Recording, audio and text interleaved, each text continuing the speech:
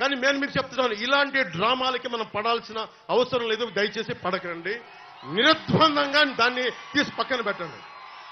అరే ఇద్దరు అక్క చెల్లెళ్ళు, ఇద్దరు చెల్లెళ్ళు, సొంత చెల్లెళ్ళు. అరే మా నాన్నగారిని చంపేశాడు, మా చిన్నాయన్ని చంపేశాడంటే అడ్డగోలుగా బద్దలు కొట్టి కత్తితో పొడిచి పొడిచి పొడిచి చంపితే అందరూ గుండి పొడిచి పడిపోయాడండి. గుండి పొడిచి పడిపోయింది. వీళ్ళ కథలు మనం ఎలా నమ్ముతాం? ఈరోజు ఆయన వివేకానంద రెడ్డి గారు అమ్మాయి సునీత గారు వైరాలజిస్ట్. ఆవిడ అమెరికాలో చదువుకున్న వ్యక్తి, వైరాలజిస్ట్. కరోనా లాంటి వైరస్ ని ఆవిడ దాని మీద నిజంగా వైద్యం చేయగలిగే వ్యక్తి.